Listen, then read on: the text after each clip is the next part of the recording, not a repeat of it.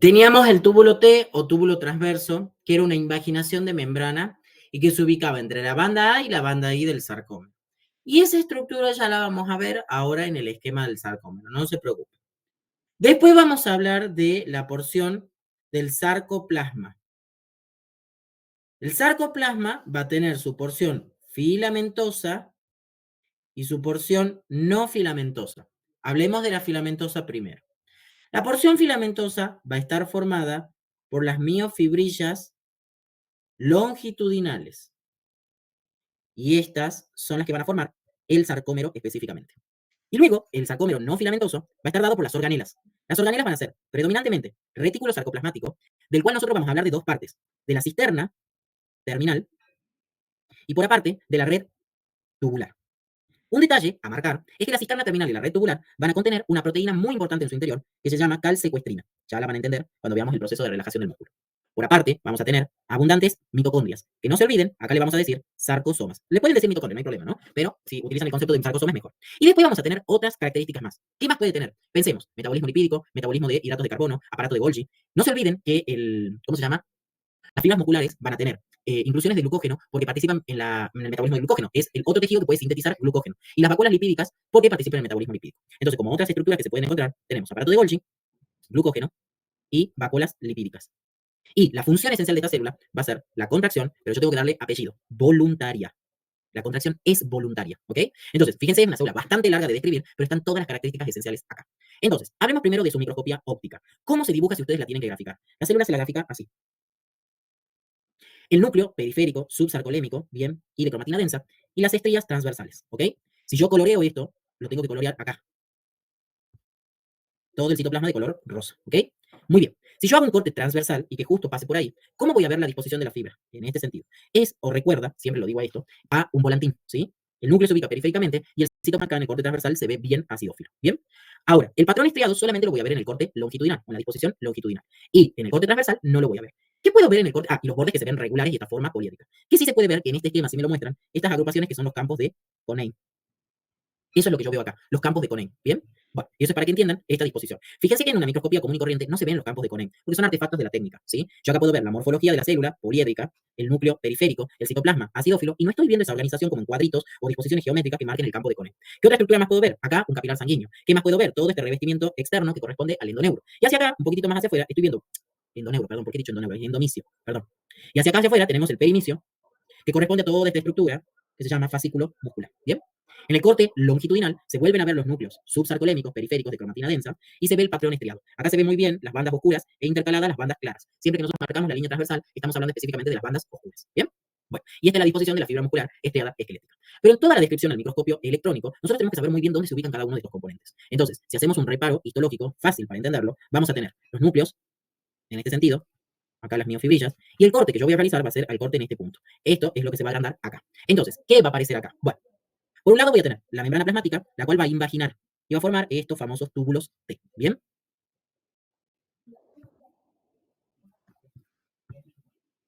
Túbulo T. El túbulo T se va a asociar con el retículo endoplasmático liso o el retículo sarcoplásmico. Acá se van a formar al lado del túbulo T unas grandes dilataciones que se conocen como cisternas terminales. La cisterna terminal acá, la red terminal acá, cisterna terminal acá. ¿Bien? Las cisternas terminales en el músculo liso siempre son de a dos por cada túbulo T. Entonces, acá graficamos otra cisterna terminal y acá vamos a hacer exactamente lo mismo, otra cisterna terminal.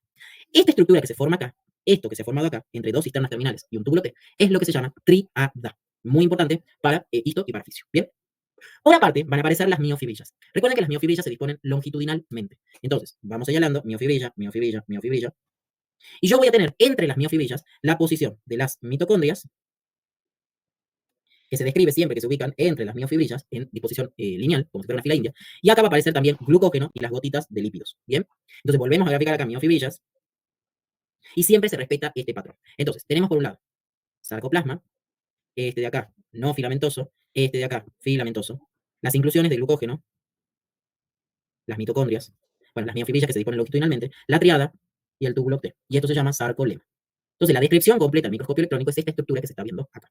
Ahora, yo todo esto lo puedo ver representado en un esquema. Entonces, tengo túbulo T, sarcolema, tengo miofibrillas, tengo esto de adentro, creo que es, no lo voy a marcar, eso no importa, red terminal, cisterna terminal, triada. ¿Ok? Entonces, todas estas estructuras son las que se ven reflejadas. Ahora, ¿por qué es tan importante la cisterna terminal? En el retículo liso, en las fibras musculares, la cisterna terminal es un reservorio de calcio muy elevado. ¿Por qué? Porque en su interior se encuentra la proteína calsecuestrina. Es una proteína que tiene mucha avidez o afinidad por el calcio. Entonces lo agrupa ahí y cuando yo necesito para la contracción lo libero desde la cisterna terminal. Ahora, si volvemos a repasar, una fibra muscular hemos dicho que estaba organizada por miofibrillas longitudinales. Las miofibrillas por unidades llamadas sarcómeras, los sarcómeros por las bandas que van a definir los miofilamentos y los miofilamentos que eran gruesos de miosina 2 bipolar y delgados que eran actina, tropomiosina y troponina. Recordar que el músculo estriado es quien contiene todo el armazón de troponina y el músculo liso no lo contiene. Y también que la disposición de los miofilamentos determina las estrías transversales, bandas claras y oscuras que son visibles al microscopio óptico. Entonces, veamos la estructura del sarcómero. El sarcómero es la unidad funcional de la fibra muscular, es quien se contrae y por ende contrae a la fibra celular. Este sarcómero se encuentra dispuesto entre dos líneas Z. Se le dice también a la línea Z disco Z, ya van a entender por qué. Algo que tienen que aprender antes de que hablemos del sarcómero es el concepto I y A, el concepto de banda I y de banda A. ¿Qué quiere decir I? Quiere decir que las proteínas que están en la banda I tienen igual densidad, o sea, son isotrópicas. Es decir, que existe una proteína única y en este caso están formados por filamentos finos únicamente. Esto corresponde a la banda clara. Banda clara o banda I son sinónimos. ¿Y qué es A? Distinta densidad. Son anisotrópicas. ¿Qué quiere decir? Que van a haber dos proteínas diferentes porque acá van a aparecer filamentos finos y filamentos gruesos. Esta es la banda oscura. Bien, entonces banda oscura es sinónimo de banda A. ¿Cuál es la regla memotécnica que ustedes tienen que aprender? Que la banda I va a tener un intermedio. ¿Quién va a ser su intermedio? La línea Z. La banda A se va a encontrar hacia adentro de la banda I. La banda H se encuentra hacia adentro de la banda A y la línea M es con M central. ¿Bien?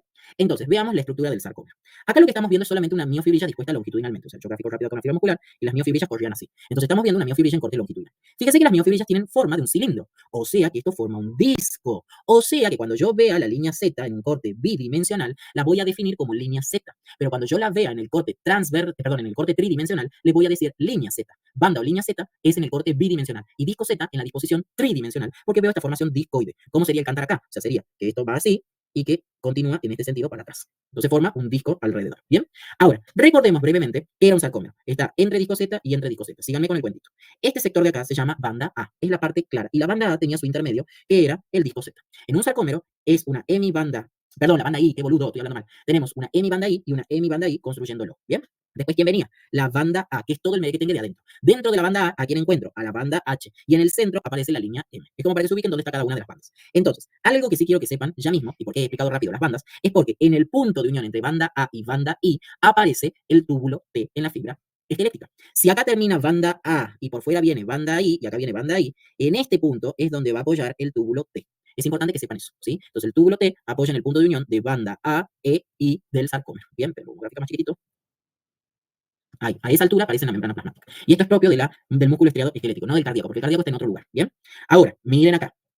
¿Cómo se disponen todos estos componentes? Bueno, acabamos de ver. El sarcómero está entre dos, esperen que lo cambie, ahí. El sarcómero está entre dos líneas Z. Entonces ahí es sarcómero, toda esta estructura de acá. Luego viene la banda I. ¿Qué es banda I? Lo que está entre el disco Z, o sea, esta zona, la banda clara, está formada por filamentos finos. ¿Qué es banda A? Todo este sector, hacia adentro de la banda I. ¿Qué es banda H? La parte interna de la banda A. ¿Y qué es la línea M? El punto central, que es acá. ¿Bien? ¿Qué es? Voy adelantando, disco Z, alfa-actinina, proteína accesoria de los filamentos finos. La alfa-actinina lo que hace es ensamblar ahí, porque la alfa-actinina es cada una de las pelotitas, ensambla a cada filamento de actina y lo dispone en este sentido, se lo va poniendo uno al lado del otro abajo como si fueran ladrillitos. ¿Bien? Y los filamentos gruesos, que son los azules, ¿cómo se agarran? Bueno, se van a agarrar por una proteína que viene acá que se llama titina, que ya la vamos a ver, y se va a agarrar por las proteínas de la línea M también. ¿Bien? El filamento fino, acá lo he completado, está construido por actina, tropomiosina y troponina, y el filamento grueso solamente por miosina 2. Entonces, veamos esta estructura del sarcómero. El sarcómero puede estar en su estado relajado o en su estado contraído. Bien, cuando se encuentra relajado, veamos las características. La interdigitación de los filamentos se encuentra de forma incompleta. ¿Por qué? Porque actina, que es el verde, con el rojo, que es miosina, sí están superpuestos, pero de forma incompleta. La banda I es relativamente amplia. Miren el diámetro. Bien, le pongamos un valor que sea 10. Bien, la banda A va a ser igual en esto sáquenlo en los dos estados, porque los filamentos, bueno, ya vamos a hablar de la banda, no se preocupen, sigamos ahora. La banda H es relativamente amplia, la banda H es la que viene acá adentro, ¿sí? Ah, bueno, ahí abajo está, perdón. La banda H es la que está acá, ¿bien? Y cuando la sarcómera se contrae, ¿cómo es que se contrae? Se contrae en este sentido. Las miosinas, que son así, ya lo vamos a ver, van a tirar los filamentos finos hacia el centro del sarcómero, o sea, hacia la línea M. Entonces, esto después se va a alargar, mejor dicho, no se alarga, perdón, se van a mover hacia adentro y van a generar mayor interdigitación en la zona contraída. Entonces, miren acá. la interdigitación del filamento en la contracción va a estar aumentado, porque los filamentos de miosina han metido hacia adentro, han desplazado hacia la línea M los filamentos de los finos, ¿bien? Luego, la banda I, ¿qué le pasó? Lo que era 10 se achicó, pasó, por ejemplo, a ser 5. ¿Por qué? Porque estos filamentos que estaban para afuera, como han sido traccionados, los he metido hacia adentro. Entonces, me queda más chiquitita la banda I. Por aparte, ¿qué va a pasar? Esto está disminuido. Por aparte, ¿qué va a pasar? La banda H. La banda H también se va a encontrar disminuida. Fíjense acá. ¿Por qué? Porque están metiéndose hacia adentro los filamentos finos. Hacia adentro se están metiendo. Entonces, ¿qué es lo que va a pasar? La disminuyen en espesor a la banda H. Y ahora sí hablo de la banda A. ¿Por qué la banda A no cambia su longitud en ninguno de los dos estados? Ni en contracción ni en relajado. Bueno, resulta y acontece que cuando al músculo yo lo contraigo, los que se mueven siempre son los filamentos finos, los verdes. Pero los filamentos gruesos, fíjense, son los rojos, nunca cambian de longitud. Ellos lo que hacen es agarrarlo al filamento fino y meterlo para adentro. Pero ellos no se mueven desde su punto. Como la banda A es la longitud de los finos con los gruesos, y como se están desplazando los finos solamente y los gruesos se han quedado quietos, la banda A nunca va a cambiar de posición. Entonces, la banda A es igual en los dos estados, porque los finos son quienes se mueven sobre los gruesos, y la banda A no se modifica porque las miosinas no aumentan, o mejor dicho, no modifican, esa es la palabra precisa, sacan este aumentan, no modifican su longitud. Nunca la van a modificar. ¿Bien? Esa es la caracterización para entender por qué está contraído y relajado. ¿Bien? Entonces, ¿les van a pedir el esquema del sarcómero? Obvio que sí. Seguramente en el trabajo práctico se los van a hacer dibujar. ¿Cómo se dibuja el sarcómero? Bueno, vamos de parte. Esperen que yo esto voy a mover un poquito más abajo, acá. Y ahora voy a hacer a la inversa, acá, acá, acá, acá, acá. Y ahora, bien. Me ha quedado un poquito más desfasado uno acá. Bueno, entonces, ¿cómo vamos a graficar? Esto que acabamos de dibujar en diagonal representa el esquema de la línea Z. ¿Bien? Entonces, entre dos líneas Z vamos a tener el sarcómero. ¿Qué es la línea Z? Es una proteína en particular que se llama alfa-actinina. Es una proteína accesoria de la actina. ¿Bien? De la línea Z nacen los filamentos finos. Acá ya me quedo desfasado. Bueno, me dibujo un poquitito esto más abajo. Ahí. Entonces, esto va a salir para acá. Va a volver a salir para acá. Ahí. Esto para acá, esto va para acá, esto va a venir para acá, esto va a venir para acá, para acá. Bien. Entonces, de la línea Z nacen los filamentos finos. Entonces, línea Z vamos coloreando para que no nos vayamos perdiendo. Es esto. Después vamos a tener los filamentos finos, que van a ser estos, todos los azules, que nacen desde la línea Z. Después vamos a tener a los filamentos gruesos, que ¿qué es lo que van a hacer? Bueno, filamentos gruesos los vamos a graficar de esta manera. Una línea en el centro, una línea en el centro. Ya les voy a mostrar cómo es que se agarran estos filamentos gruesos. Bien. Entonces, hasta acá vamos señalando. Todo este sector, que va a ser ahí dividido, va a ser, yo lo hago el punto de corte acá, y acá voy a graficar una partecita nada más del filamento grueso. Y acá lo mismo, denme un momentito. Espera, estoy haciendo muy encima. Acá, no, tiene un poquito más acá, acá, bien. Entonces, esto va a quedar así. Entonces, filamento grueso, filamento grueso. Entonces, toda esta banda que hemos señalado acá entre el disco Z es la banda I. ¿Bien? Y lo mismo me va a pasar acá. Toda la banda de esta señalada hacia acá abajo va a ser la banda I. ¿Bien? Por aparte, en el centro, como tenemos filamentos finos y gruesos, esto va a ser banda A. Todo esto de acá. Banda A. Dentro de la banda A, yo puedo marcar un punto más claro, que es solo miosina, que es la parte interna de esto. Entonces, esto va a ser banda H. Y acá en el centro van a venir unas proteínas, en el centro, centro, centro, que es la línea M. ¿Bien? Entonces, esta es la estructura completa del sarcómero si le llegan a pedir dibujarlo. ¿Bien? Ahora, veamos estos filamentos finos, gruesos y las proteínas accesorias. Los filamentos finos van a estar construidos por actina. Acá en este esquema estamos viendo la línea Z, que eso es alfa-actinina, no es filamento fino. El filamento fino es el que corre adentro. Fíjense que yo voy a tener lactina G y lactina F. Lactina G es el monómero globular que polimeriza para formar lactina F y esta está formada por dos cadenas helicoidales. Lo importante que va a tener lactina es que tiene el sitio de unión a la miosina, que es lo clave que no se tiene que olvidar. Por aparte, voy a tener la tropomiosina. Este se va a alojar entre las actinas F cuando se forme un surco. Para que ustedes lo imaginen así, sería actina con actina y acá se genera este surquito. Entonces acá viene la tropomiosina. ¿Bien? Esta lo que hace, como función, es bloquear el sitio de unión de actina para miosina 2. Y otra característica es que se une a la troponina T, porque la troponina T se llama así porque ancla el complejo troponina a la tropomiosina. ¿Bien? En este caso la tropomiosina es la azul. Y luego vamos a tener la troponina, que es un trímero formado por troponina T y C. La troponina T se une a la tropomiosina, la troponina I, esta es la importante, inhibe el sitio activo de actina para miosina. ¿Con quién? Con la tropomiosina, o sea, esto también lo hace la tropomiosina, las dos son inhibitorias. Y por aparte, la troponina C, que es la que fija el calcio. Y existen proteínas accesorias como la alfa-actinina, la tropomodulina y la nebulina. Esas proteínas accesorias las veamos ahora, porque estas son las proteínas accesorias de los filamentos de actina. ¿Bien? Entonces, para ustedes entender dónde están estas, acá a la izquierda son las proteínas accesorias de actina. Vamos a tener alfa-actinina, que es la que va a formar la línea Z. Esta es una fijadora de actina. La nebulina estabiliza la actina. Fíjense, la nebulina, ¿de dónde está? Acá está la nebulina. Me la están marcando en el filamento fino. Y la tropomodulina, me la están señalando acá, en el extremo libre de la actina, estabiliza la actina y regula su polimerización por medio de su extremo menos. En conclusión, ¿qué es lo que tienen que saber? ¿Dónde se ubica y cuáles son sus funciones? Síganme. La línea Z está formada por alfa-actinina, la línea Z, ¿no? Yo voy a tener el nacimiento del filamento fino, entonces alfa-actinina va a ser estos puntos de acá. La nebulina viaja protegiéndola el filamento fino, y la tropomodulina se ubica en el extremo libre, estabilizando y regulando la polimerización. Son los tres efectos que tienen las tres accesorias de la actina en el músculo estriado, ¿ok? Bueno, vamos a ver ahora qué onda con el filamento grueso. El filamento grueso es una estructura formada por miosina 2. Aproximadamente 300 moléculas de miosina 2 son las que forman el filamento grueso. Fíjense que cada miosina está construida por esas dos cabecitas, cada molécula de miosina. Entonces, fíjense que tengo 1, 2, 3, 4, 5, 6, 7, 8, 9, 10, 11, 12, 13, 14, 15, 16, 17, 18, 19, 20, 21, 22, 23, 24, 25, 26, 27, 28. O sea, fíjense, son una cantidad abismal de miosinas 2, ¿bien? Entonces eso quiero que lo tengan bien presente. Un filamento grueso son una conjunción de un montón de miosinas 2. Que si yo lo tuviese que graficar fácilmente, así como facilito y rápido, graficaría esto, ¿sí? Y acá lo mismo. Entonces, toda esta estructura es el filamento grueso, construido por un montón de miosinas, ¿ok? La miosina tiene, vamos despacio, dos cadenas pesadas, que son estas las largas, dos cabezas, estas de acá, y cuatro cadenas livianas. Fíjense, cadena livianas amarilla, cadena liviana amarilla, ¿bien? La cabeza, porque eso lo van a ver con el esquema del medio, tiene la actividad, el punto de unión a ATP, de unión a ATP, ahí el rojo, y el sitio de unión a lactina G. Fíjense, es el verdecito. O sea, tiene muchas estructuras, ¿bien? La cadena esencial, la liviana esencial, es de función estructural, pero la reguladora es la de actividad enzimática, ¿bien? Esta va a ser la famosa ATPasa de la miosina, ¿bien? Las cadenas pesadas también se llaman cadena H de high, de en inglés, y las cadenas livianas se llaman L de low en inglés, ¿bien? A su vez, la miosina va a tener su cola y su cabeza, ¿bien? Entonces, estructuralmente, la cola siempre va hacia el centro y las cabezas son siempre periféricas. Cola central, la cabeza periférica, ¿bien?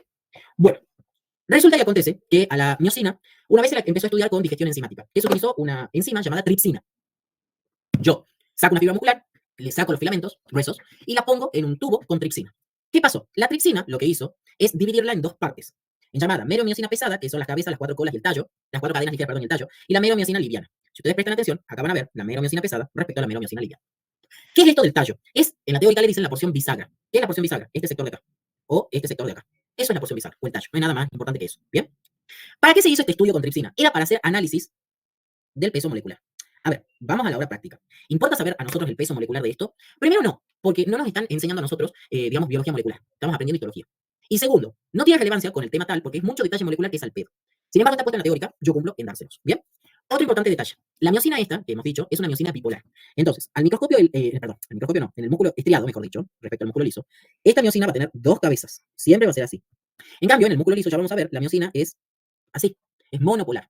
Ya vamos a ver más adelante esta disposición, ahora no se enloquezcan, pero quiero que vayan aprendiendo que la miosina que está en el músculo estriado es bipolar. Y por aparte también vamos a tener proteínas accesorias como la titina, las proteínas de la línea M y la proteína C. Entonces veamos todas estas proteínas accesorias. ¿Qué es lo que hace la titina? Básicamente la titina ensambla, fíjense, la miosina a la línea Z, anclándose a las proteínas de la línea M. La proteína titina es una proteína muy importante, ya la van a ver en fisiología su función, que vean, nace de la línea Z, tiene esta formación de resorte y se extiende hasta donde, hasta las proteínas de la línea M. Entonces la titina se ensambla en línea M y por ende, miosina también se ensambla en línea M. Por defecto, la titina, entonces, ¿qué hace? Une indirectamente la miosina a la línea Z. ¿Por qué? Porque la titina está anclada a la línea Z. Entonces, línea Z está anclada a la titina a la línea M, la miosina a la línea M. ¿Bien?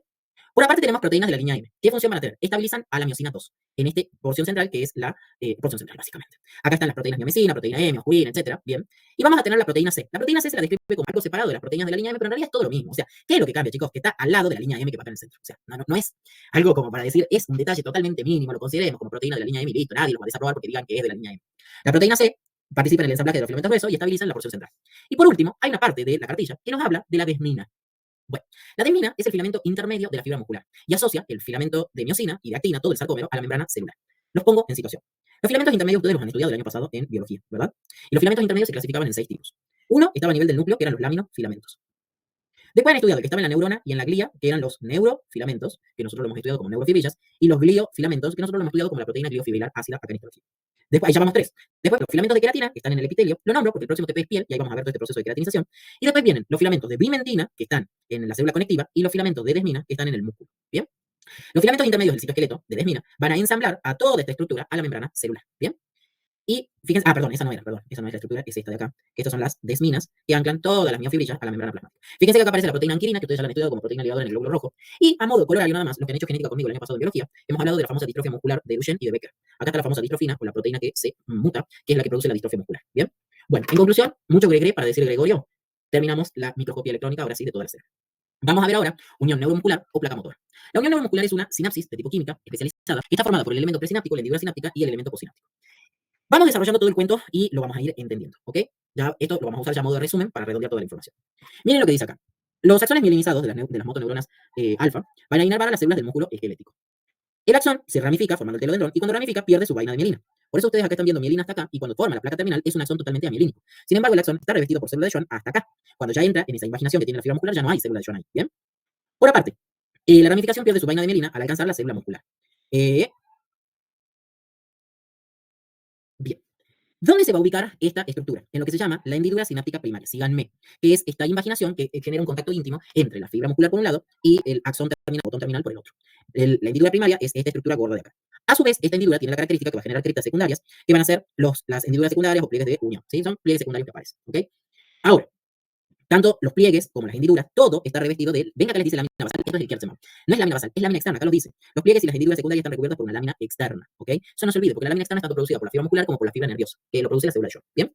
Y bueno, por último, señalar que, después de lo incompleto, pero lo importante es que el elemento presináptico tiene las vesículas sinápticas con la acetilcolina, ¿bien? Y la membrana presináptica tiene las barras densas que corresponden a específicamente la condensación, digamos, posináptica, que son todos los receptores que se ubican en la célula, en este caso la muscular, ¿bien?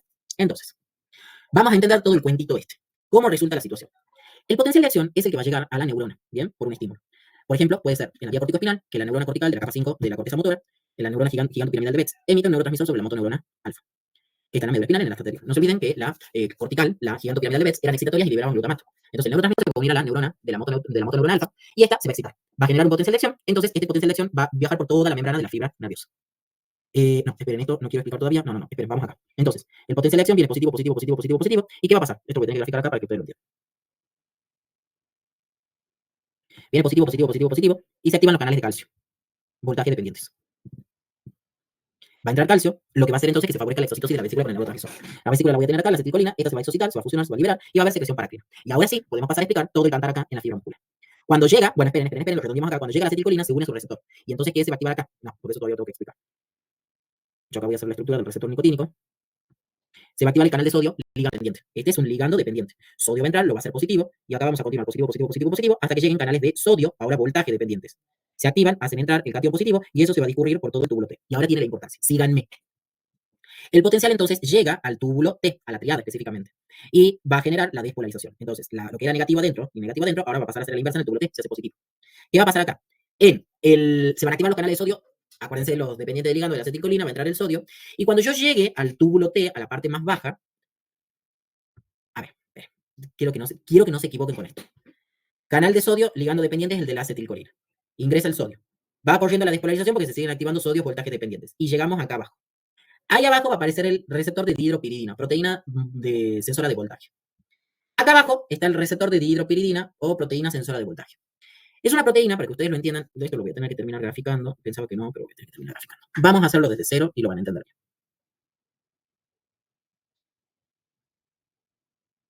Viene el potencial de acción. Va a entrar calcio por un voltaje dependiente. Tengo la acetilcolina, es exocitada. Acetilcolina se libera. Vamos a la fibra muscular. Tengo el receptor de acetilcolina. ¿Y qué va a hacer este receptor? Es un canal de sodio, voltaje dependientes. Perdón, ligando dependiente. Acetilcolina viene y se une y se pega acá. Sodio entra en cargas positivas. Corre, esto va a activar más canales de sodio, voltaje dependientes, sodio va a seguir entrando, entonces todo esto se está haciendo positivo, positivo, positivo. Vamos al túbulo T. ¿Qué va a pasar acá en el túbulo T? Positivo, positivo, positivo, positivo, positivo, positivo, positivo. En el fondo del túbulo T, yo voy a tener una proteína.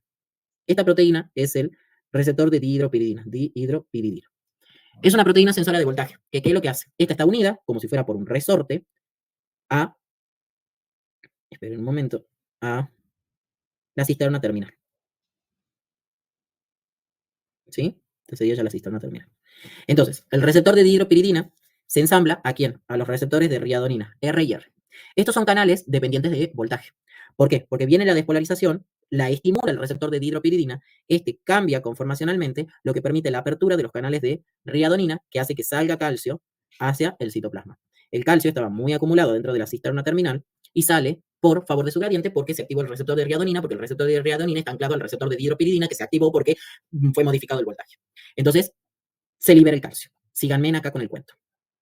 El canal de sodio dependiente del ligando del receptor colinérgico. Ingresa sodio. Despolarización del túbulo T. ¿Por qué? Porque se van a ir activando más canales de sodio voltaje dependientes. En el túbulo T se activa el receptor de dihidropiridina, proteína sensora de voltaje, que está asociada al receptor de riadonina, que es un canal de calcio voltaje dependientes. Entonces acá yo tengo el de riadonina, perdón, el de dihidropiridina. Este va a estar asociado al de riadonina en la cisterna terminal. Bien. Esto es lo que ustedes van a ver acá. Acá les dice, el receptor de dihidropiridina, proteína sensora de voltaje, está asociado, fíjense, está asociado ahí a la cisterna terminal. Adentro de la cisterna terminal, ¿a quién tengo? La calsecuestrina. Bien, la proteína que agarra calcio. Por cada calsecuestrina se agarran 4 calcios. ¿Ok? Entonces, cuando viene la despolarización y lo activa, se activa el canal de calcio sensible a radionina, que es el canal de voltaje dependiente, y el calcio sale. El calcio interactúa con la troponina 6 y va a permitir el ciclo puente actomiosina. Cuando yo tenga que relajar, voy a activar, por un lado, las bombas de calcio, que van a estar en la membrana del retículo liso y en la membrana plasmática, y voy a activar un antipor calcio-sodio que también voy a tener. Eso ya lo vamos a ver mejor en fisiología, ahora no es tema de esto como tal. Bien, bueno, la cuestión es que se activó el canal sensible de radionina, se abre y libera el calcio. Muy bien, liberamos el calcio y llegamos ahora sí a la parte de ciclo puente actomiosina. Vamos despacito. En el ciclo puente actomiosina, ¿yo qué voy a tener? La primera situación. Vamos desde acá. Miosina, miren acá, esta es la cola, este es el tallo y esta es la cabeza de la miosina. Vamos de acá. Una molécula de ATP se une a la miosina, ¿verdad? Entonces, miosina está desacoplada de actina. Síganme con el cuentito. Miosina, en reposo, ¿qué va a hacer? Por su ATPasa va a desdoblar el ATP en ADP y en fosfato inorgánico. Pero no los libera. Forma un complejo llamado miosina ADP fosfato inorgánico. Actina, que es la de arriba, va a estar inhibida por el complejo troponina-tropomiosina que está inhibiendo el sitio de unión a miosina presente en la actina. Muy bien. Cuando entra el calcio, por toda la placa motora, el calcio va a unirse a la troponina-tropomiosina, liberándolas de su sitio de unión de actina en presencia de...